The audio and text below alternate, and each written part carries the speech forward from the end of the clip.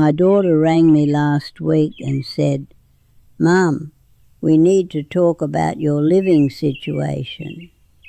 I'm 91 years old. I knew what that meant. Care home. What I did instead, well, nobody talks about that option. Listen, I need to tell you what I've learned about getting old and needing help. Everyone talks about the same choices, don't they? Living with family, hiring carers, going into a home. But here's what nobody tells you. Sometimes those aren't even good options. Sometimes they make things worse. I'm Margaret, by the way, 91 years young, as they say, though I'm not entirely sure who they are. I've tried most of these options now, and I want to tell you what really worked and what absolutely didn't. Whether you're younger and thinking about this for your mum or dad, or whether you're my age and thinking about it for yourself, you need to hear this. Right, so after Richard died, I lived alone for the first time in my life. 47 years we were married. 47 years of someone else's breathing in the bed next to me, someone else's cup of tea to make in the morning, someone else's washing to fold, and then suddenly, just me. In the beginning it was manageable, you know. I could cook, I could clean, I could take care of my own affairs. The house was quiet, proper quiet. But I told myself I was fine. I told myself I preferred it that way. No one to answer to, no one to worry about, just me and my routines. Then things started to change. Small things at first. I'd get out of breath climbing up from the cellar. My hands would shake when I tried to open jars. I'd walk into a room and forget why I'd gone in there. Stood there like a right muppet staring at the walls thinking, what did I come in here for? One morning I slipped getting out of the shower. Just a bit of water on the floor, nothing dramatic. I grabbed onto the towel rail. I didn't fall, but I was frightened, properly frightened. That night I lay in bed thinking, what if next time I don't hold on? What if I fall and nobody finds me for days? You hear about that, don't you? Elderly person found dead in their home, been there for a week. Neighbours noticed the milk bottles piling up. I didn't want to be one of those stories. I didn't want my daughter getting that phone call. So I rang her. I said, perhaps I could stay at hers for a bit, just until I felt steadier on my feet. She said yes straight away. She said I should have asked sooner. Her husband was kind about it. My grandchildren seemed pleased enough. They're good kids, really. The first week was lovely, proper lovely. Family dinners round the table, conversations, hearing about their days. Feeling like I mattered to someone again, you know? Like I wasn't just existing. I was part of something. But then reality arrived, as it always does. My daughter and her husband, they work. Full-time jobs, both of them. The grandchildren have school, after-school clubs, football practice, friends' houses. By the second week, I was alone in their house most days, just like I was alone in my own house. Except now I was alone in someone else's space. That's when the small frictions started. Little things, really. Nothing you could put your finger on and say, that's wrong. But they built up. Mum, could you not use so much salt? Your blood pressure, remember? Mum, can you turn the telly down? The children are doing their homework. Mum, we're going out Saturday night. You'll be all right here on your own, won't you? They weren't being cruel. I want to be clear about that. They weren't trying to make me feel unwelcome. They were just living their lives, and I was in the way. I'd sit in the living room while they were all upstairs. I'd hear them laughing, talking, living, and I'd think, I'm right here. I'm just downstairs, but I might as well be miles away. One night, and I shouldn't have heard this, I really shouldn't have, but I did. My daughter was on the phone with my other daughter, her sister. I was in the kitchen making a cup of tea and she was in the hallway. She thought I'd gone to bed. She said, and I can still hear it clear as day, she said, I know it's the right thing to do, but honestly it's exhausting. I can't even pop to Tesco without worrying about her. I stood there with the kettle in my hand, listening, and I realized something that broke my heart a little bit. Staying with family doesn't make you less lonely. Sometimes it makes the loneliness worse, because you're surrounded by people and you still feel invisible. After 3 months, I told her I was going back home. She worried, but I insisted. The day I left, I could see the relief in her eyes. She loved me, but she was glad I was leaving. Back home, I felt the weight of everything I couldn't do anymore. The stairs, cooking, changing light bulbs. I knew I needed help, so I hired a carer. Patricia, her name was. Nice woman, efficient. But even part-time help cost £2,800 a month. My pension covered maybe 950 quid. The rest came from my savings. £42,000 that was disappearing fast. And there were problems. I liked to wash up right after meals. Patricia preferred to let them pile up. My towels folded one way, hers another. Small things, but it was my house, and I was adjusting to someone else's preferences in my own bloody home. Then Patricia left, family emergency, so I started over with someone new. The third one lasted a month. The fourth lasted 2 weeks. Every new person meant explaining everything again. I was exhausted and still spending money I couldn't spend, so I cancelled the service. That's when my daughter found a care home. £3,100 a month. Clean place, good reputation. I agreed to try it for a month. The day I moved in was like checking into a hotel, except I wasn't leaving. Small beige room, everything beige. The first few days weren't terrible. I met other residents, played cards, had meals together. But by the end of the first week, I started feeling trapped. Everything was on the schedule.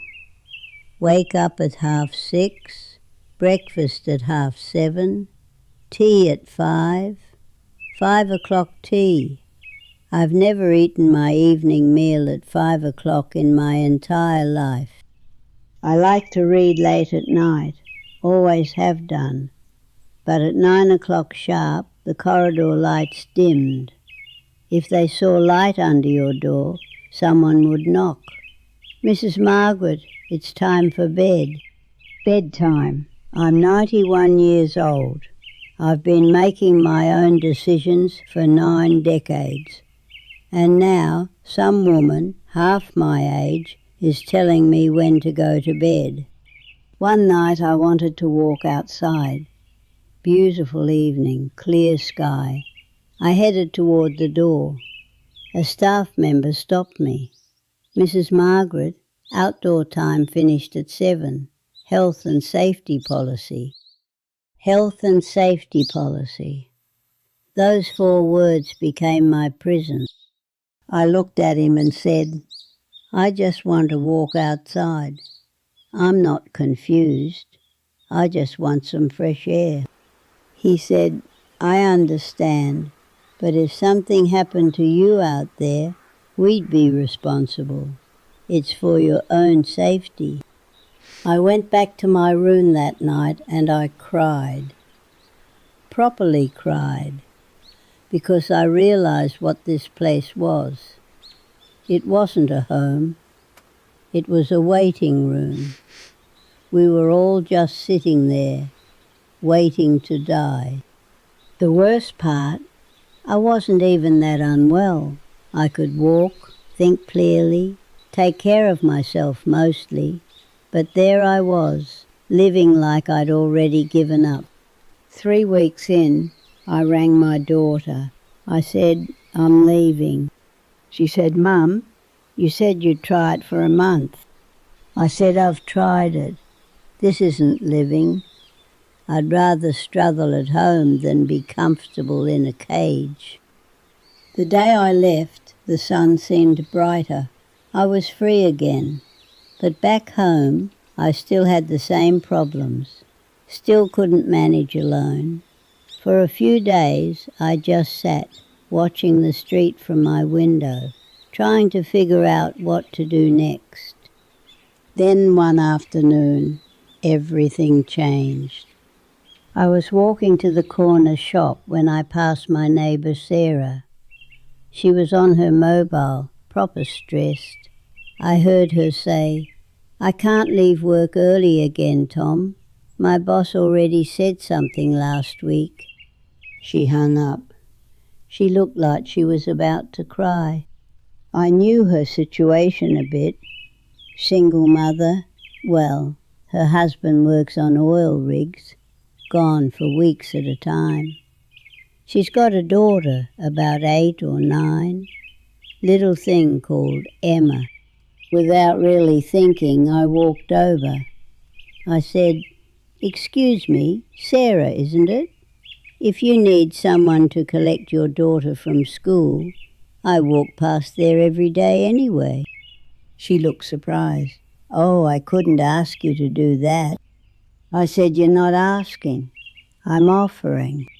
She hesitated, then said, Are you sure? I smiled. I'm sure. What's her name? Emma, year 3. Right then. I'll be there at 3:30 tomorrow. That simple conversation changed everything. The next day I was outside the school gates. Bit daft at first. 91 years old, waiting for a child I'd never met. Then I saw this little girl, dark hair in plaits, looking worried by the gate. I said, Emma, I'm Margaret. Your mum asked me to collect you today. She looked up with these big brown eyes. Are you a grandma? I smiled. I am, though not yours, but I live on your street. She took my hand, just reached up and took it like it was the most natural thing in the world.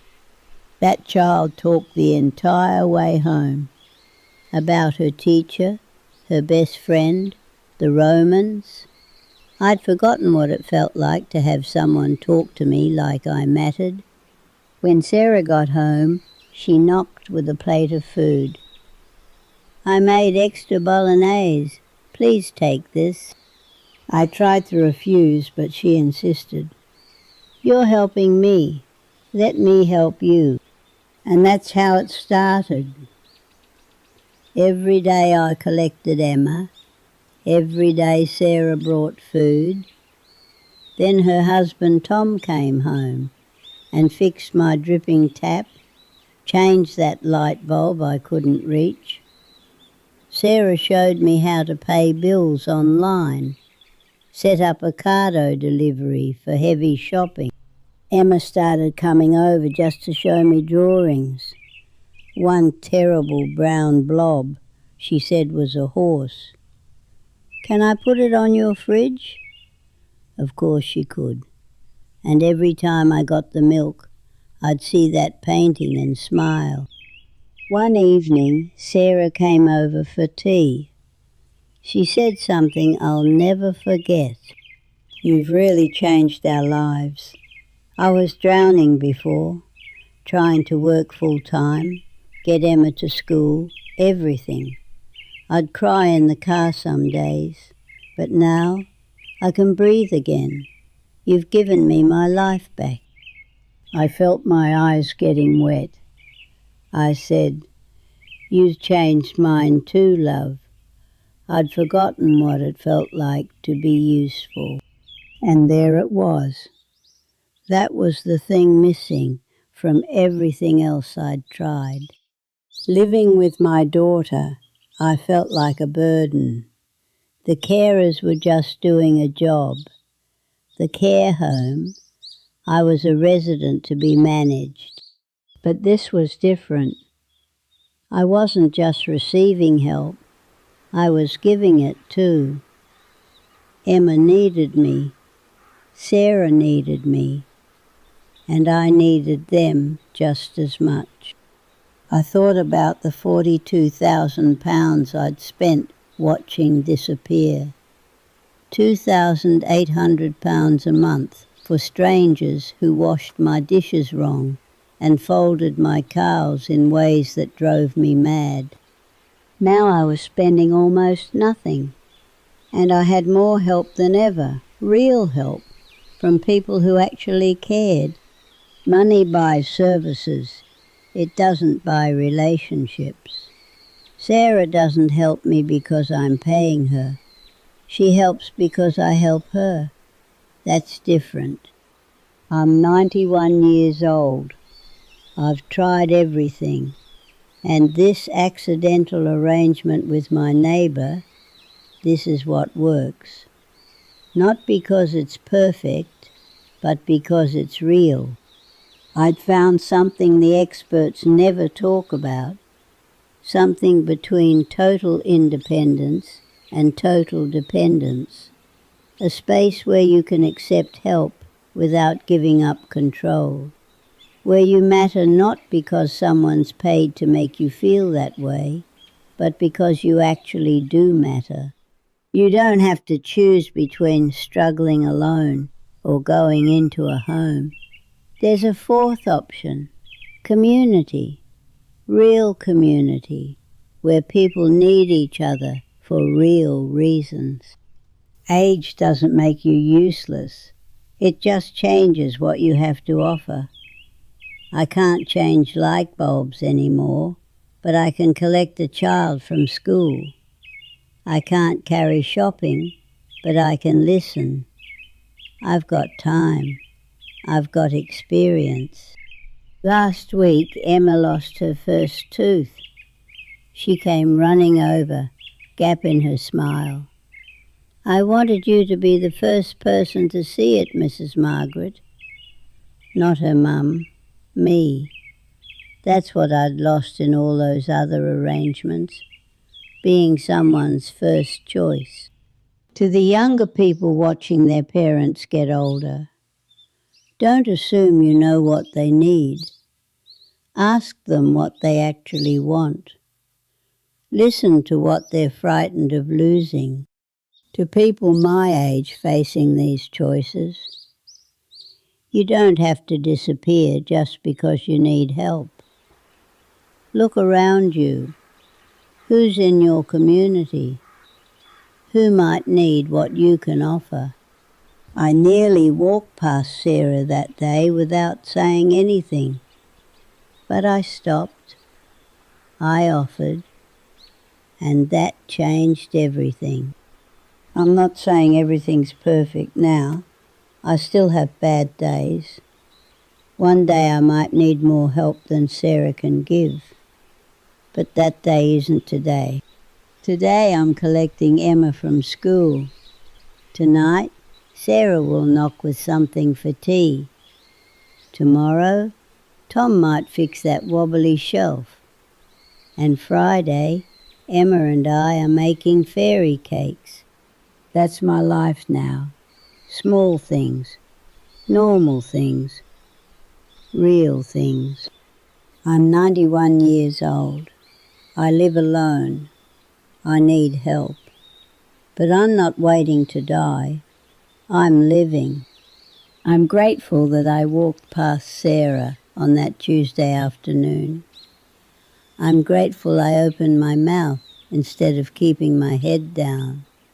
I'm grateful for every plate of food, every fixed tap, every terrible drawing on my fridge, every small hand holding mine.